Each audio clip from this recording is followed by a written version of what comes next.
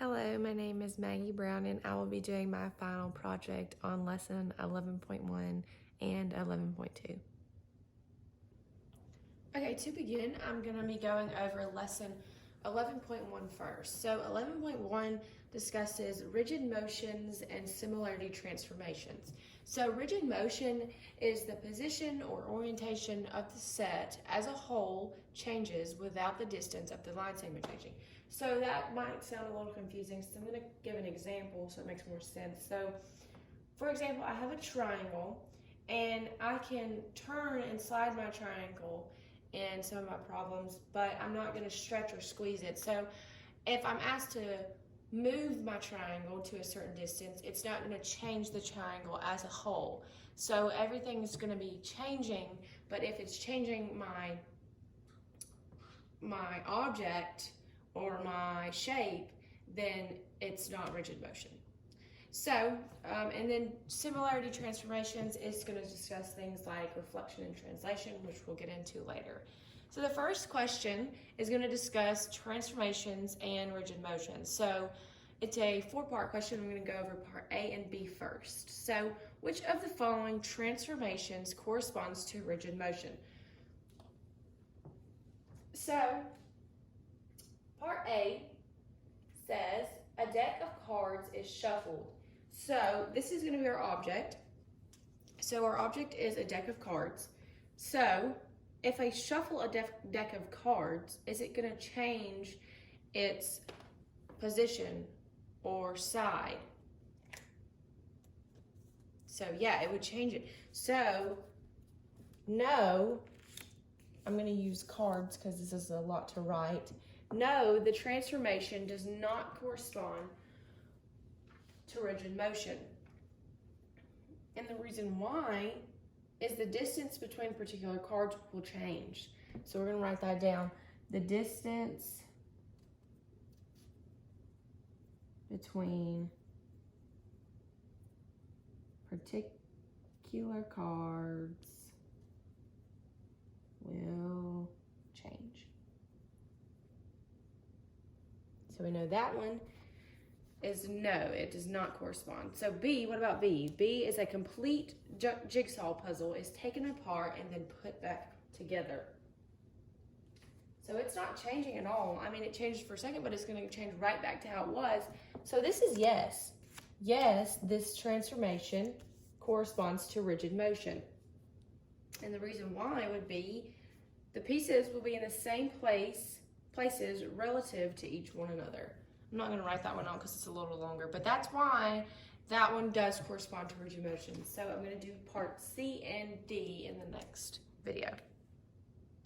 Okay, now moving on to part C and D. Still with the same question of which of the following transformation corresponds to rigid motion.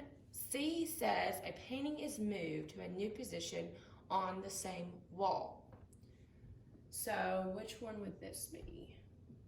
It would be yes. It does, this transformation corresponds to rigid motion because the painting has not changed, only its location has, okay?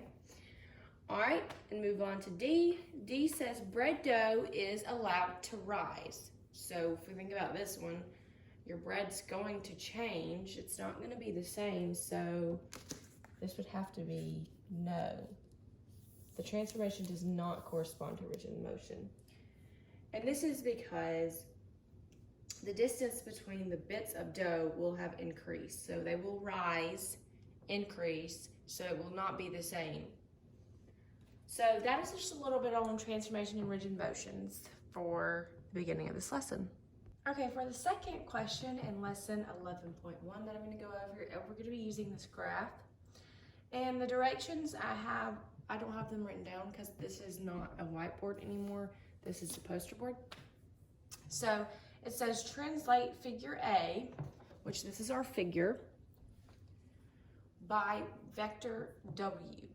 Okay, so up here we have our arrow, and we're going to use this arrow. It's going to stand for W, and it's going to translate our points. So we're going to take our arrow in just a minute. So as you know, we're going to be using translation in this problem. So translation is a rigid motion in which we move a geometric object by sliding it along a line segment in the plane. So we represent the distance and direction of translation by a line segment with an arrow on it called the translation vector. So that is what our arrow up top is that we're going to use. So I already wrote down and listed my vertices. So since W is our vector, I used letters that correspond with W or go along with W in the alphabet. And so we're going to go ahead and start and use the W translation vector to figure out our points. Okay, so I have it taped here. 1 second, let me untape it just so it's not taping while I'm trying to measure my points. Okay, so the translated point on the figure, we're going to start with S. So I had my arrow facing in this direction, so we're not going to be moving our arrow in different ways because we have it specifically. If you were to see this problem online, it would have an arrow facing one direction. It does not move, so I'm not going to move my arrow to face a different direction to figure out our points. So we're going to start with S. We're going to put it on our point, and we're going to see where it lands. So point S translates to this point right here, which would be 8, 1. So what we're going to do is we're going to write it like this.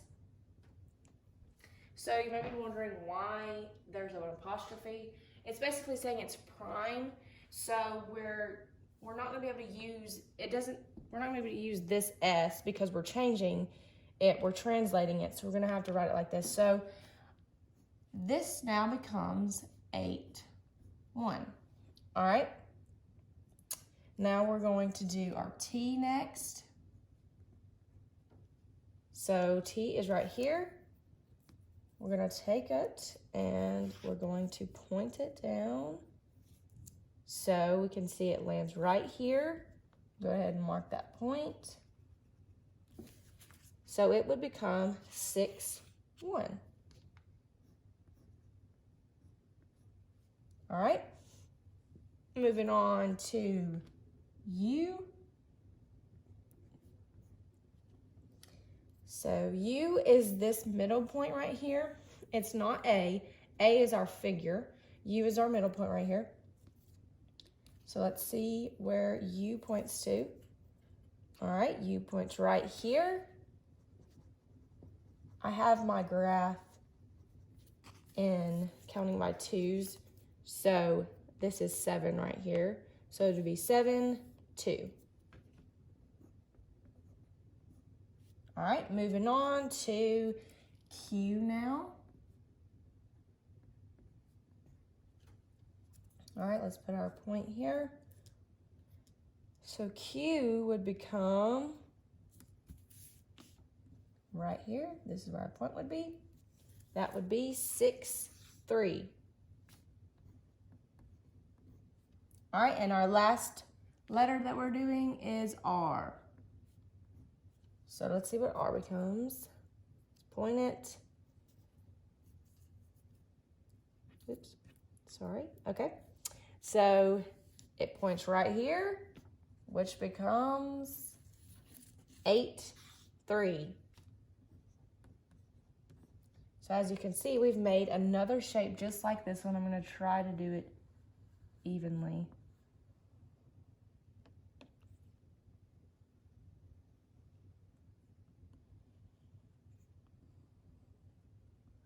That's pretty good, I guess. So that is how we would do our translation. So the graph shows the translation of figure A with our vector W, and this would become our new figure. Okay, for the last question, I was not aware my camera was not focused on, or it was covering up my answers, so I have them at the top.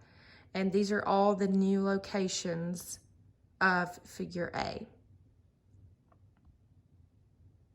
Okay, the last question that I want to go over in lesson 11.1 is more about definitions. I'm going to kind of read definitions, and then I'm going to show examples of them rather than working out problems, because most everything in this lesson involves using a graph, and that one graph took me very long to draw. So I'm just going to show examples of different things. So this question says, a point P that is mapped on itself by transformation such that P equals P prime is called a fixed point.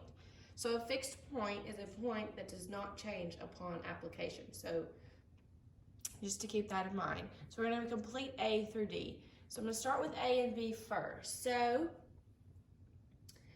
what can be said about the type of rigid motion that has no fixed points? So I'm just going to kind of explain these. So this would be known as glide reflection. So I have an example here of what glide reflection would look like. So basically, your triangle is literally gliding, if you could see that this moves and moves over. So this would be what glide reflection would look like. Okay? So B says, what can be said about the type of rigid motion that has exactly one fixed point? This is a little longer. It would be a rotation about the fixed point by an angle between 0 and 360. 0 degrees and 360 degrees. That's a degree sign, but my marker just basically filled it in. Okay, so this is what this rotation would look like. As you can see, this is the rotation from here to here, and it's between 0 and 360. It's 140. So this is what a rotation about the fixed point by an angle between 0 degrees and 360 degrees would look like. So that's A and B. So I'm going to move on to C and D in the next video. Okay, moving on to C, we still have the same directions. So what can be said about the type of rigid motion that has exactly one fixed point? So this would be known as reflection or translation. So I have two examples here. So this is what reflection would look like. It's basically flipped to the other side. And this is what translation would look like. Translation is just shifted over or moved over. Okay. Then the last one, part D, says what can be said about the type of rigid motion that has only fixed points? So what has only fixed points would be the identity of transformation. And I don't really have an example, but I have a definition that I can show.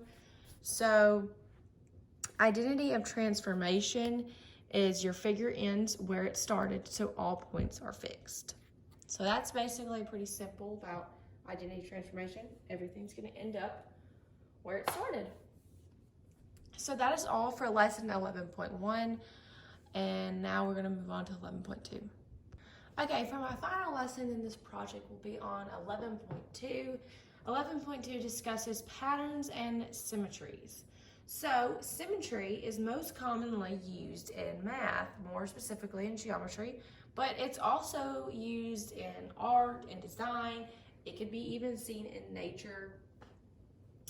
So when an object has symmetry, we say it is symmetrical. So symmetrical is an exact matching or form, an arrangement of parts on opposite sides of a boundary. So if something has symmetry, it is symmetrical, but if something does not have symmetry, we would call that asymmetrical. So I'm going to show you an example of an object that has symmetry. So this heart, I have one on the board as well. I'm going to show you on the board. So this handy dandy heart has come in handy a lot for most of my lessons. But we're gonna use both these hearts.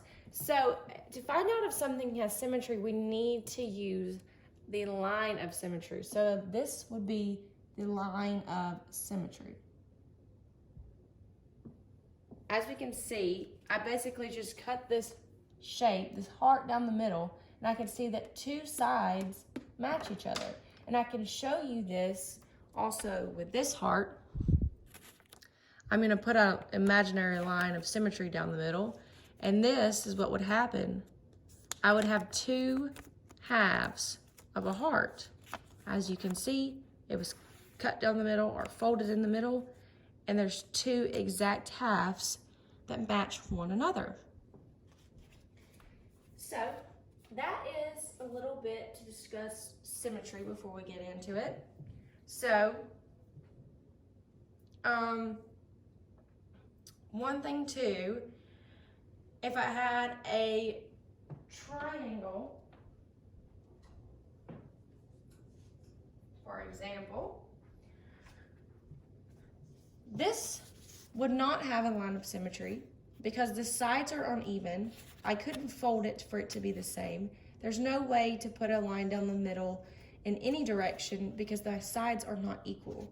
As this one, I had two sides that have the exact same shape or length. But this triangle, however, is an equilateral triangle.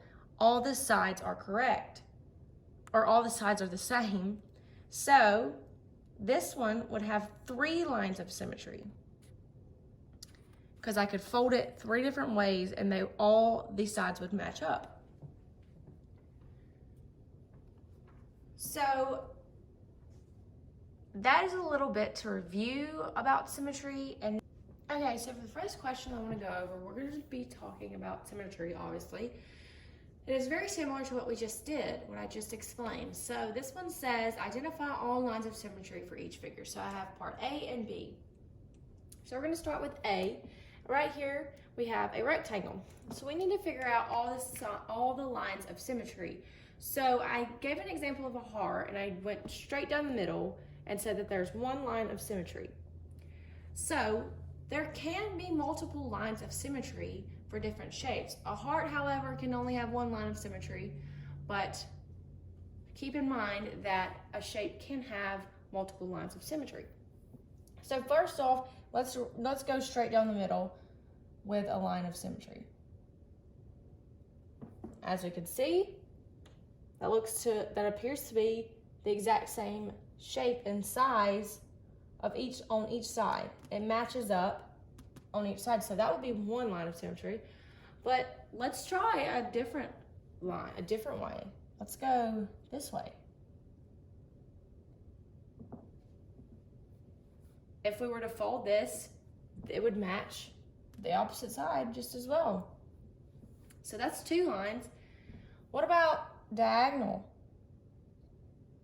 Now that could work for some shapes, but since this is a rectangle does not have four equal sides. If we were doing a square, we could do more than just two lines of symmetry, but we're doing a rectangle, so we know these match up and these match up, so we couldn't do multiple lines. So in all, for a rectangle, there is two lines of symmetry. All right, moving on to B. I kind of gave this example away in my reviewing part before this question, but we'll just go over it again. So right here we have a triangle. This is a little funky looking triangle. It's not all even. So that should be our first hello. It's not going to have symmetry because it doesn't have anything even about it. There's no way I could put a line down the middle and the sides match up because this side ends here, but this side's a little longer down here, okay? So this has no lines of symmetry. So pay attention to that because some triangles do have lines of symmetry, but some do not. Okay, for the next question in this 11.2 lesson, it's a two-part question, A and B. So it says identify figures with the following symmetries if possible. Okay, so A, we need to find a shape out of the four we're given that has one line of symmetry but no rotational symmetry. So we're just going to start from the beginning and work our way down until we figure it out. All right, so our first shape we're given, this is a triangle. This is an isosceles triangle. The sides are not all equal. These two sides match up, but this one does not. So we need one line of symmetry. So let's put a line through and see if it matches. Yeah, it looks like it would match if I were to fold it together. They would be the same shape and size. So there's one. We have found our one line of symmetry, but now we need to make sure it has no rotational symmetry. So if we were to rotate this, would it look the same? No, it would not. So our answer is 1, our triangle. So just to show you, this would have multiple lines of symmetry, so we're only looking for one. This does have rotational symmetry, so it wouldn't match this, and so on and so forth. All right, so moving on to B. B, we want to find rotational symmetry, but no reflection symmetry. So let's start with our diamond. We can rotate our diamond and it will look the same. Does it have reflection symmetry? It would, if we reflected it over, if we put a line and drew another and just reflected it over, it would be the same.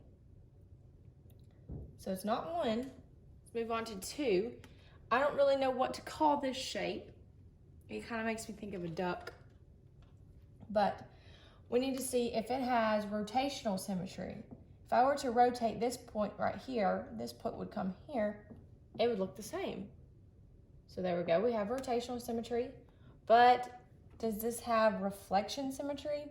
Does it have no reflection symmetry? If we were to reflect this, it wouldn't.